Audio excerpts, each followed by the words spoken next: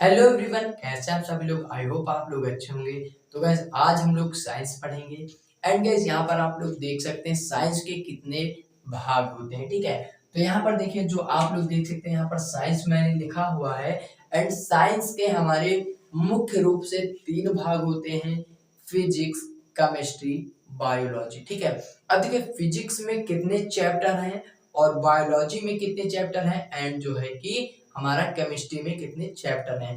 तो यहाँ पर देखिए गाइस जो है कि केमिस्ट्री में हमारा जो पहला चैप्टर है वो क्या है, तो केमिस्ट्री में हमारा पहला चैप्टर है रासायनिक अभिक्रिया एवं समीकरण। ठीक है, और दूसरा चैप्टर है अम्ल, क्षार एवं लवण, और तीसरा चैप्टर है धातु एवं अधातु। ठीक है, एंड उसके बाद अगर हम बात करें तो चौथा चैप्टर हमारा है कार्बन एवं उसके यौगिक, फिर पांचवा है तत्वों का आवर्त वर्गीकरण। ठीक है, तो यानी कि हमारा केमिस्ट्री में हमारे कुल कितने चैप्टर हो गए, केमिस्ट्री में हमारे कुल 5 चैप्टर हो चुके हैं। ठीक है, तो केमिस्ट्री में 5 चैप्टर हो चुके हैं जो कि हमें पांचों चैप्टर पढ़ने हैं केमिस्ट्री में। और अब यहाँ पर देखिए बायोलॉजी में हमें सिर्फ 3 चैप्टर पढ़ने हैं। वो कौन कौन से हैं, तो हमारा जो चैप्टर है सबसे पहले जैव पराक्रम है, उसके बाद में हमारा जीव जनन कैसे करते हैं, फिर है आनुवांशिकता एवं जैव विकास। तो यानी कि हमारा जो बायोलॉजी में कितने चैप्टर हो गए, 3 चैप्टर बायोलॉजी में हो चुके हैं। ठीक है, उसके बाद गैस अब यहाँ पर हम लोग देखते हैं कि फिजिक्स में हमें कौन कौन से चैप्टर पढ़ने हैं। तो फिजिक्स में हमें पढ़ना है प्रकाश, परावर्तन तथा अपवर्तन। ठीक है, और फिर पढ़ना है मानव नील तथा रंग बिरंगा संसार, विद्युत, विद्युत धारा के चुंबकीय प्रभाव, ऊर्जा के स्रोत, हमारा पर्यावरण एंड प्राकृतिक संसाधनों का प्रबंध। तो इसमें कुल कितने चैप्टर हो चुके हैं, 1 2 3 4 5 6 7। ठीक है, 7 चैप्टर हमारे किस में हो गए, फिजिक्स में। ठीक है, यानी कि हमें देखिए 7 3 10 5 15 चैप्टर पढ़ने हैं। ठीक है, साइंस से हमें कितने चैप्टर पढ़ने हैं, 15 चैप्टर पढ़ने हैं, जिसमें से केमिस्ट्री के हमारे कितने चैप्टर हैं, 5 चैप्टर हैं, और हमारे जो है कि बायोलॉजी के 3 चैप्टर हैं और फिजिक्स के 7 चैप्टर हैं। तो गैस आज के इस वीडियो में हम लोग सबसे पहले स्टार्ट करते हैं फिजिक्स। ठीक है, सबसे पहले हम लोग फिजिक्स पढ़ेंगे, उसके बाद फिर हम पढ़ेंगे क्या, केमिस्ट्री, एंड फिर बायोलॉजी। क्योंकि बायोलॉजी आसान है तो इसे हम थोड़ा कुछ टाइम बाद पढ़ेंगे। हालांकि आपको रेगुलर वीडियो मिलेगी, लेकिन सबसे पहले हम बात करेंगे फिजिक्स की। तो आज की इस वीडियो में हम फिजिक्स का पहला चैप्टर पढ़ेंगे प्रकाश, परावर्तन तथा अपवर्तन। ठीक है, तो हम क्या पढ़ेंगे, प्रकाश का परावर्तन तथा अपवर्तन, जो कि मैंने यहाँ पर लिख दिया है, प्रकाश का परावर्तन तथा अपवर्तन। ओके, तो हम इसे इरेज कर देते हैं एंड उसके बाद में हम लोग देखेंगे प्रकाश का परावर्तन तथा अपवर्तन। ठीक है, तो यहाँ पर मैं इसे इरेज कर देता हूँ।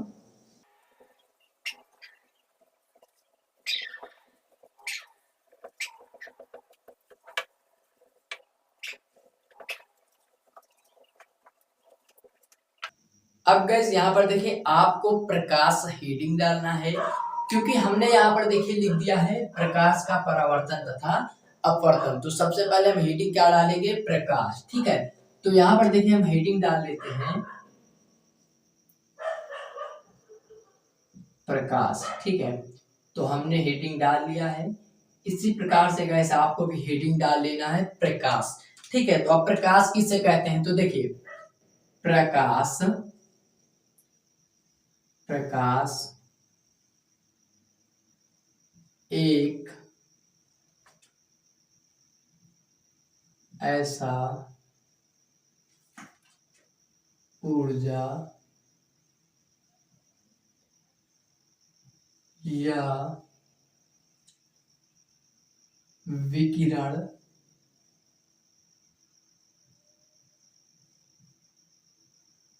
है जो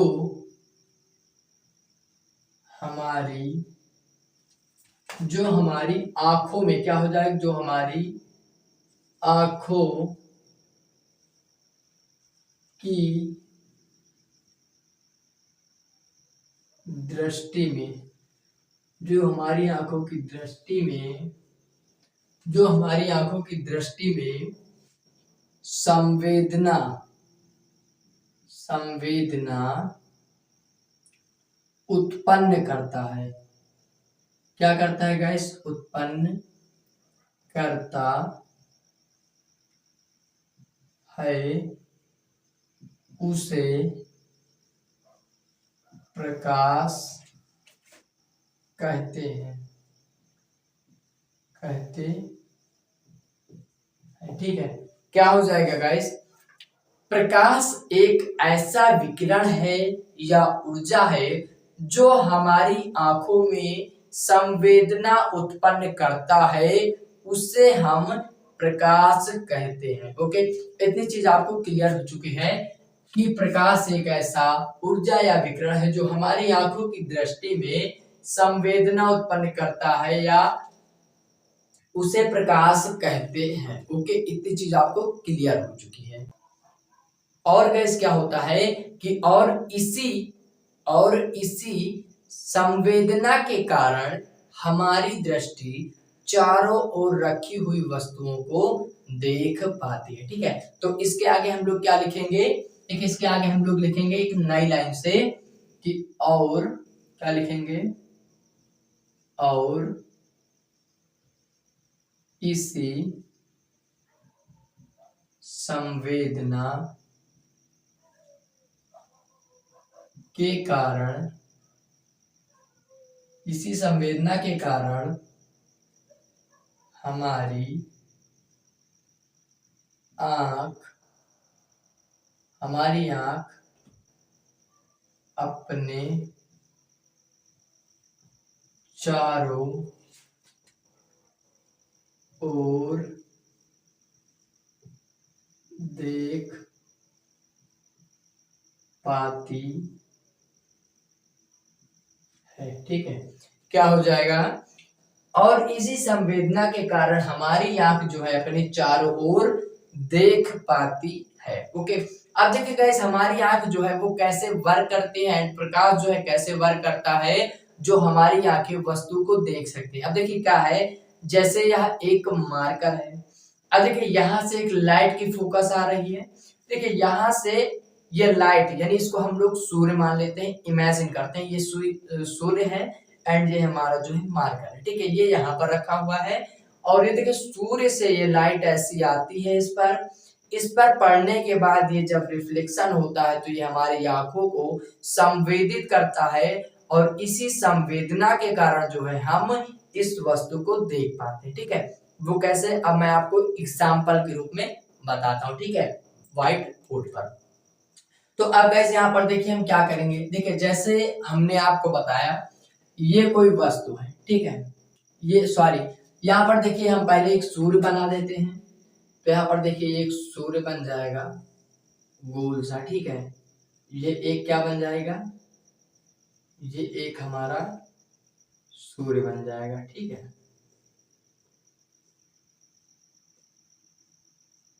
ये आपका क्या हो जाएगा? सूर्य हो जाएगा, ठीक है। तो ये जो है आपका सूर्य हो चुका है। अब देखिए ये सूर्य हो चुके हैं आपके एंड अब यहाँ पर देखिए ये हम इसे क्या मानेंगे? सूर्य, ठीक है। ये हमारे सूर्य हो गए। माना इनसे कोई किरण ऐसे आ रही है, ठीक है।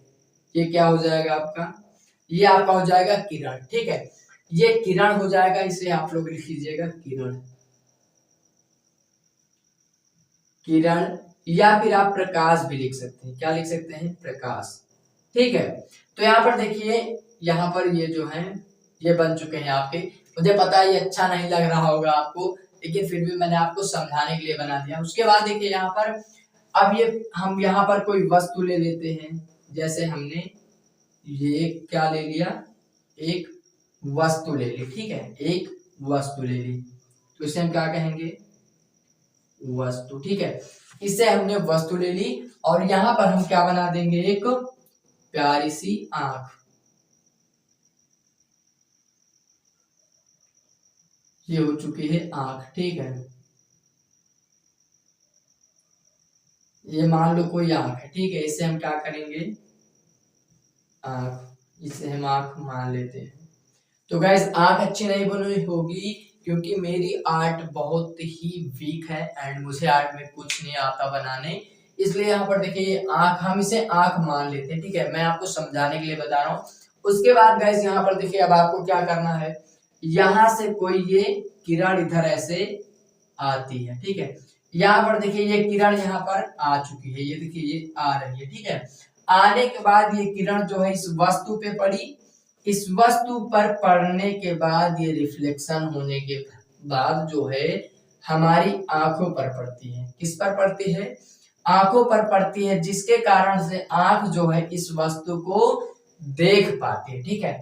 तो ये आपको क्लियर हो चुका होगा, ठीक है, ये आपको क्लियर हो चुका होगा कि जब कोई, देखिए यहाँ सूर्य की किरण जो है हमारे किसी वस्तु पर पड़ती है और वो रिफ्लेक्शन होने के बाद आंखों पर पड़ता है, जिससे हम वस्तु को देख पाते हैं, और वही चीज यहाँ पर लिखा हुआ है, प्रकाश एक ऐसा ऊर्जा या विकिरण है जो हमारी आंखों की दृष्टि में संवेदना उत्पन्न करता है, उसे प्रकाश कहते हैं, और इसी संवेदना के कारण हमारी आंखें अपने चारों ओर देख पाती हैं। तो आई होप गाइस कि आपको इतनी चीजें क्लियर हो चुकी होंगी। अब देखिए जो प्रकाश की चाल होती है वो कितनी होती है, तो यहाँ पर मैं बता देता हूं प्रकाश की चाल। तो प्रकाश की जो चाल होती है, प्रकाश की चाल जो होती है वो क्या होती है, 3 × 10⁸ मीटर पर सेकेंड होती है, ठीक है, क्या होती है, 3 × 10⁸ मीटर पर सेकेंड जो है प्रकाश की चाल होती है, ठीक है, इतनी चीज आपको क्लियर हो चुकी होगी, ओके। और गाइस प्रकाश को हम ऊर्जा भी बोलते हैं, क्या बोलते हैं, प्रकाश को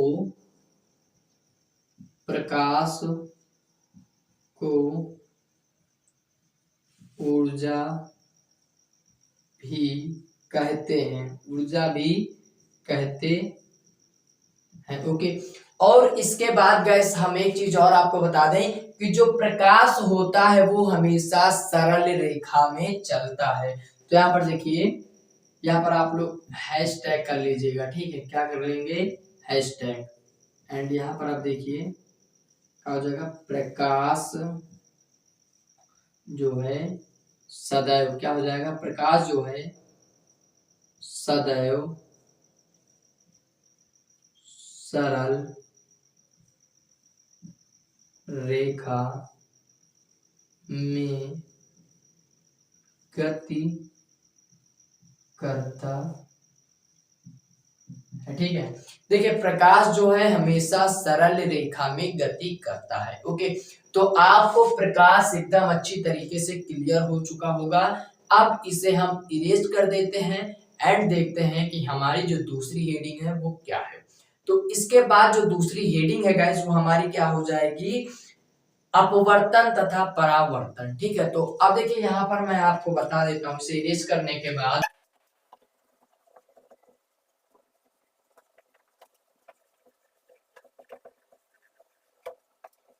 तो गैस यहाँ पर देखिए अब प्रकाश के चैप्टर में आपको दो चीजें मिलेगी प्रकाश के हेडिंग के बाद कि अपवर्तन तथा परावर्तन किसे कहते हैं, ठीक है।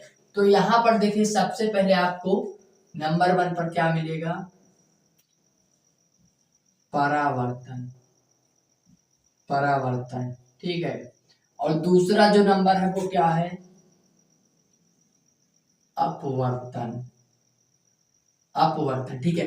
तो यहाँ पर गाइस हम लोग क्या पढ़ेंगे, परावर्तन, ठीक है। तो यहाँ पर हम लोग हेडिंग क्या डालेंगे, परावर्तन, ठीक है, हेडिंग हमारी हो जाएगी परावर्तन, ठीक है। तो हम लोग हेडिंग डालेंगे परावर्तन, ठीक है। अब परावर्तन किसे कहते हैं, ठीक है गाइस। तो देखिए परावर्तन जब जब प्रकाश की किरणें, जब प्रकाश की किरणें किसी किसी पॉलिशदार किसी पॉलिशदार सतह पर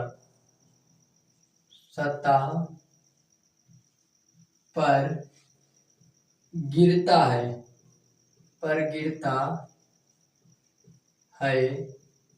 तो उसका अधिकतम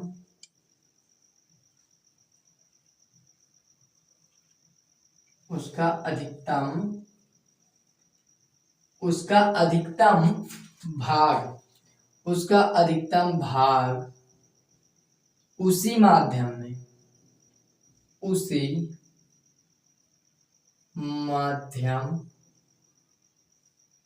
में वापस लौट जाता है और इसी घटना को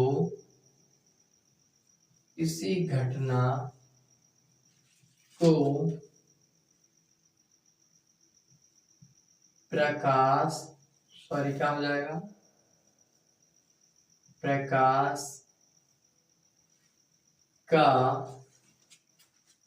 प्रकाश का परावर्तन कहते हैं।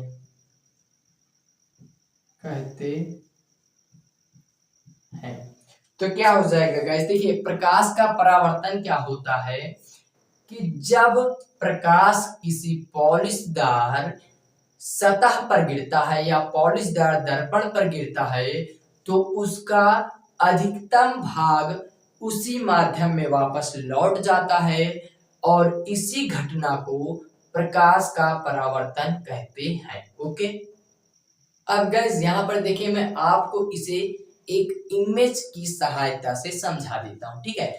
तो यहाँ पर देखिए क्या है, यहाँ पर हम इसको पढ़ते हुए चलेंगे। देखिए क्या है, जब प्रकाश की किरणें किसी पॉलिशदार सतह या तल पर गिरती हैं, ठीक है, तो सबसे पहले हम पॉलिशदार एक सतह बनाते हैं। तो हमने ये एक पॉलिशदार क्या बना लिया है, देखिए हमने इसे एक क्या कर लिया है गाइस, पॉलिशदार सतह या तल बना लेंगे, ठीक है। तो इस प्रकार से आपको अपनी कॉपी में करते हुए जाना है जैसे मैं कर रहा हूं, ठीक है। तो यहाँ पर देखिए हमने एक पॉलिशदार जो है सतह बना ली है, ठीक है। उसके बाद क्या है कि सतह पर गिरता है तो उसका अधिकतम भाग उसी माध्यम में वापस लौट जाता है। माना ये कोई किरण है, यहां से ये ऐसी आ रही है, ठीक है, देखिए ये ऐसे आ रही है, ये ऐसे सीधा आती है और यहाँ पर गिरती है। कहाँ गिरती है, यहाँ पर गिरती है, ठीक है। उसके बाद ये उसी माध्यम में वापस लौट जाती है, ठीक है। ये देखिए यहाँ से ये वापस लौट गई एंड यहाँ से ये देखिए आ रही है। तो देखिए यहाँ से ये आई और ये वापस चली गई, तो इसे हम आने वाली किरण को हम क्या कहते हैं, क्या कहेंगे, आपतन बिंदु। यहाँ पर देखिए ये क्या हो जाएगा, एक बिंदु होता है एंड इसे हम क्या कहेंगे, आपतन किरण, ठीक है। तो हम इसे लिख देते हैं आपतन किरण, आपतन किरण, ठीक है। हम क्या कहेंगे गाइस,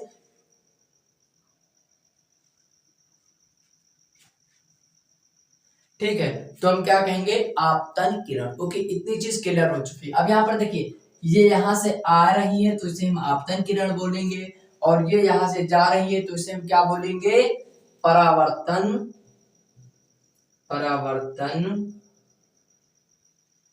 किरण, परावर्तन किरण बोलेंगे, ठीक है। क्या बोलेंगे, परावर्तन किरण। अब यहाँ पर देखिए यहाँ से इसे हम, यहाँ से एक रेखा गुजरती है, यहाँ से इस प्रकार से आती है, इस रेखा को हम लोग क्या बोलेंगे, ये रेखा जहां पर इस बिंदु को काटती है, देखिए इसे हम क्या बोलेंगे, इसे हम लोग बोलेंगे अभिलंब। क्या बोलेंगे, अभिलंब, अभिलंब बोलेंगे, ठीक है, क्या बोलेंगे, अभिलंब। और गाइस यहाँ पर देखिए जो ये सतह है ये क्या है, एक दर्पण है, क्या है, दर्पण है, ये हमारा क्या हो जाएगा, दर्पण हो जाएगा। और यहाँ पर देखिए इस यहाँ से कोण बनता है, ठीक है, यहाँ से कोण बनता है, देखिए इस कोण को हम क्या बोलेंगे, 90 डिग्री का कोण बनेगा, कितने डिग्री का, 90 डिग्री का कोण दोनों तरफ बनता है, ठीक है, 90 डिग्री का। तो और उसके बाद यहाँ से फिर एक कोण ऐसे बनता है ये, ठीक है, और जिस बिंदु पर ये कोण बनता है इस बिंदु को हम क्या बोलेंगे, इस बिंदु को हम लोग बोलेंगे क्या, आपतन बिंदु, आपतन बिंदु, आपतन बिंदु, ठीक है, क्या हो जाएगा, आपतन बिंदु। उसके बाद गाइस यहाँ पर देखिए इसे हम क्या बोलेंगे, ये हमारी आई हो जाएगा और ये आर हो जाएगा, क्योंकि ये आपतन किरण है और ये परावर्तन किरण है। ओके, तो इतनी चीज आपको क्लियर हो चुकी है कि देखिए हम क्या पढ़ रहे हैं, परावर्तन, ठीक है, तो परावर्तन किसे कहते हैं, कि जब प्रकाश की किरण किसी पॉलिशदार सतह पर गिरती है तो उसका अधिकतम भाग उसी माध्यम में वापस लौट जाता है, और इसी घटना को हम लोग प्रकाश का परावर्तन कहते हैं। यहाँ पर मैंने आपको फिगर के माध्यम से बता दिया है कि यहाँ से देखिए एक किरण आ रही है और ये पॉलिशदार सतह पर टकराती है और उसका अधिकतम भाग वापस उसी माध्यम में लौट जाता है। और यहाँ पर देखिए कि अब मैं आपको एक चीज बता देता हूँ कि यहाँ पर ये जो अभिलंब है, यहाँ पर ये जो आपतन बिंदु है, यहाँ पर जितना कोण बनेगा आपतन बिंदु का उतना ही कोण बनेगा परावर्तन बिंदु का। अगर यहाँ पर 90 डिग्री का कोण बन रहा है तो यहाँ पर भी 90 डिग्री का कोण बनेगा। इतनी चीज आपको याद कर लेनी, ठीक है। और यहाँ से इसे हम परावर्तन किरण कहते हैं, इसे आपतन किरण कहते हैं, और ये आपतन बिंदु होता है यहाँ पर जो बीच में होता है, ठीक है, और ये दर्पण होता है, इसे हम क्या कहेंगे, इसे हम दर्पण कहेंगे, और इसे जो है हम अभिलंब बोलते हैं। तो आई होप कि आपको इतनी चीज समझ में आ गई होगी। एंड अब हम लोग देखते हैं क्या, अपवर्तन, क्योंकि हमने देखिए परावर्तन तो पढ़ लिया है, अब हम पढ़ेंगे अपवर्तन। तो इसे देखिए हम जो है इरेज कर देते हैं, ठीक है, तो इसे हम इरेज कर देंगे।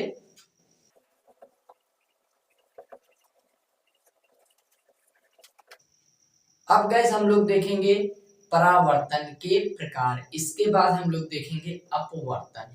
पहले हम परावर्तन पूरा पढ़ लेते हैं, उसके बाद हम लोग देखते हैं अपवर्तन। तो अब हम क्या देखेंगे, परावर्तन के प्रकार, ठीक है। तो यहाँ पर देखिए जो परावर्तन के प्रकार हैं वो कितने होते हैं, तो यहाँ पर देखिए क्या हो जाएगा, परावर्तन, परावर्तन के दो प्रकार होते हैं, दो प्रकार होते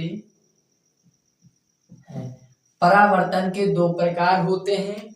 सबसे पहला है नियमित परिवर्तन, क्या है, नियमित,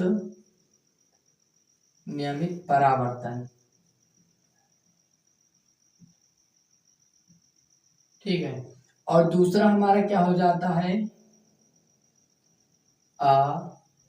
अनियमित परावर्तन, ठीक है। तो देखिए यहाँ पर सबसे पहला हमारा क्या है, नियमित परावर्तन, दूसरा है अनियमित परिवर्तन, ठीक है। तो अब देखिए सबसे पहले हम नियमित परावर्तन देख लेते हैं, ठीक है। यहाँ पर हम लोग क्या देखेंगे, नियमित परावर्तन, तो हमारा हेडिंग क्या हो जाएगा, नियमित, नियमित परावर्तन।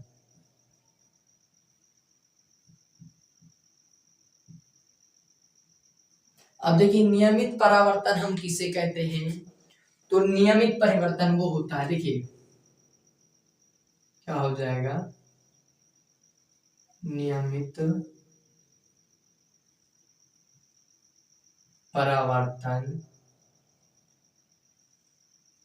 में जब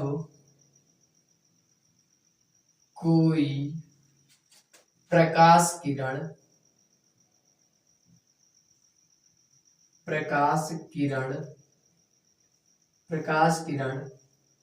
किसी समतल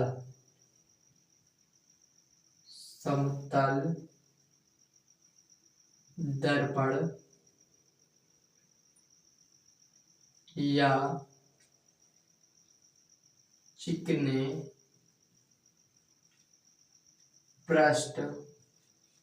या चिकने पृष्ठ पर गिरती है। क्या हो जाएगा? पृष्ठ पर गिरती है तो उसका अधिकतम भाग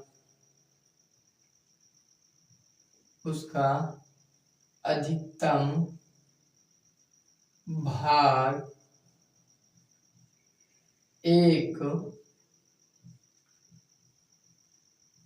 निश्चित क्या हो जाएगा? एक निश्चित दिशा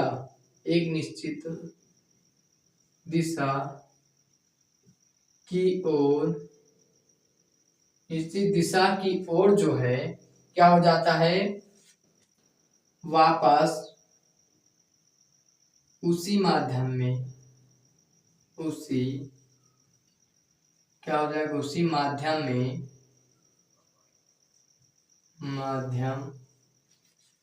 में वापस लौट जाता है। क्या हो जाएगा? लौट जाता है। इसी घटना को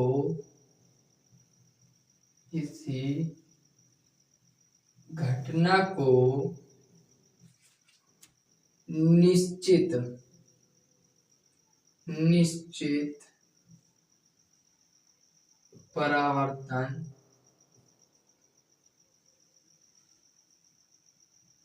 कहते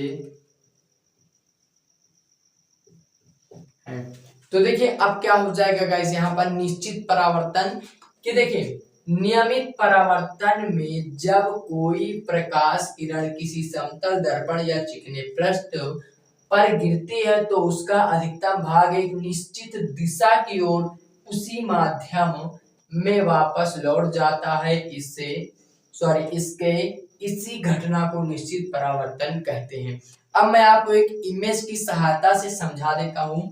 हम मान लेते हैं यहाँ पर एक कोई दर्पण है। क्या है? समतल दर्पण है।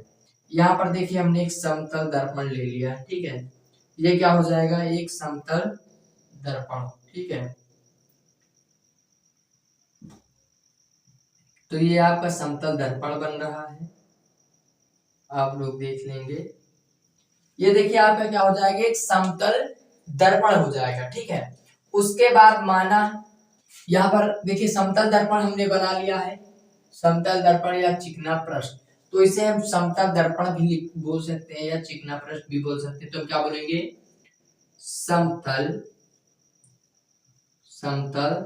दर्पण, ठीक है, समतल दर्पण, इसे हम समतल दर्पण बोलेंगे। उसके बाद यहाँ पर क्या है देखिए कि प्रकाश किरण किसी समतल दर्पण या चिकनी पृष्ठ पर गिरती है, ठीक है। तो माना यहाँ से कोई प्रकाश किरण आ रही है, ठीक है, यहाँ पर गिरी, ठीक है। प्रकाश किरण जो है यहाँ पर गिरी, ये क्या है? प्रकाश किरण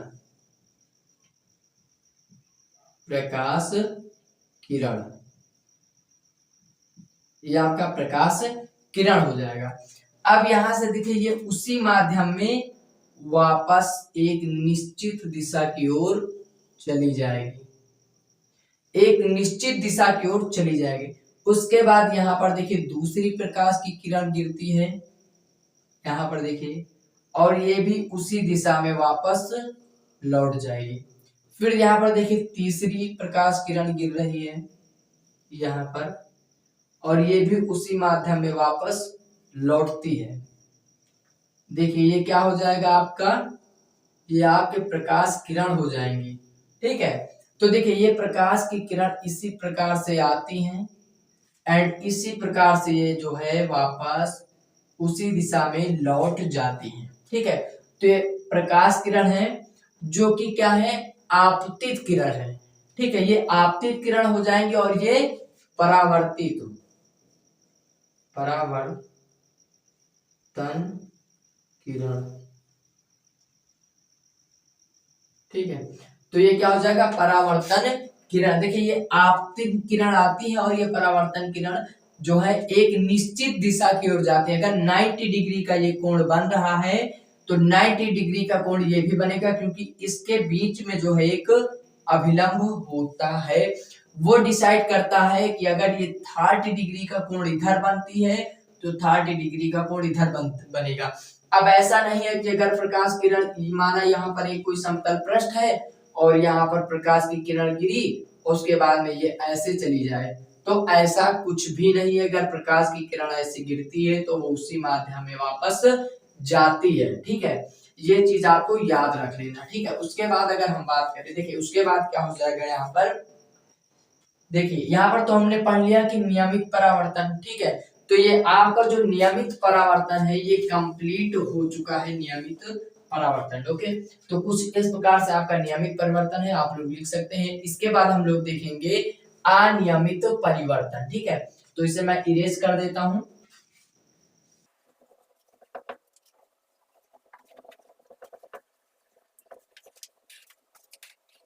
तो अब गैस यहाँ पर देखिए हम देखेंगे विस्तृत परावर्तन, क्योंकि हमने नियमित परावर्तन पढ़ लिया, अब हम पढ़ेंगे विस्तृत परावर्तन।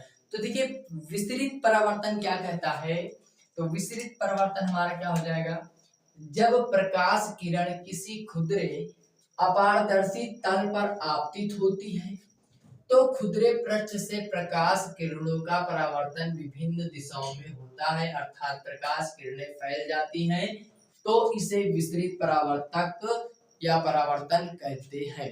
अब हम आपको एक इमेज के द्वारा प्रूफ करेंगे। हम यहाँ पर एक दर्पण लेंगे, तो यहाँ पर हम दर्पण ले लेते हैं। देखिए यहाँ पर हम एक खुदरा दर्पण लेंगे। ठीक है, कौन सा दर्पण लेंगे, खुदरा दर्पण। तो ये आपका क्या हो जाएगा, इसे हम क्या मानेंगे, खुदरा दर्पण। ये आपका क्या हो जाएगा, खुदरा दर्पण। अब यहाँ पर देखो खुदरा दर्पण हमने ले लिया है। जब प्रकाश किरण किसी खुदरे अपारदर्शी तल पर आपतित होती है, तो यहाँ से देखिए हम एक किरण को आपतित करवाते हैं। यहाँ पर देखिए ये किरण आई यहाँ पर, और यहाँ से ये जो है उसी माध्यम में वापस चली गई। ठीक है, ये क्या हो जाएगा आपका, ये आपका क्या हो जाएगा, आपतित किरण। क्या हो जाएगी, आपतित किरण, आपतित किरण। और ये क्या हो जाएगा आपका, परावर्तन किरण। ठीक है, तो ये परावर्तन किरण हो गई। और दूसरी जो किरण है वो आती है कुछ इस प्रकार से यहाँ पर, तो कुछ इस प्रकार से जाती है। तीसरी जो किरण आती है वो कुछ इस प्रकार से आती है यहाँ पर, और फिर वो जो है यहाँ से कुछ इस प्रकार से जाएगी। ठीक है, तो यहाँ पर देखिए जो ये आपतित किरण है एंड यहाँ पर ये जो परावर्तित किरण है, ये क्या है, देखिए यहाँ से ये आती हैं ऐसे और यहाँ से ये ऐसे फैल जाती हैं, तो इसे ही हम क्या कहते हैं, विसरित परावर्तन कहते हैं।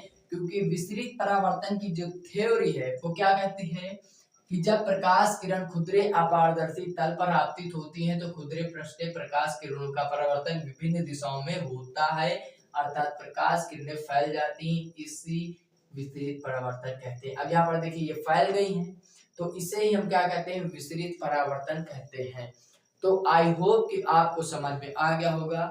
और अगर आपको ये वीडियो अच्छी लगी हो तो इस वीडियो को एक लाइक कर दें एंड हमारे चैनल पर जुड़ने के लिए इस चैनल को सब्सक्राइब जरूर करें। हम मिलते हैं इसके दूसरे पार्ट में, तब तक के लिए टेक केयर, बाय।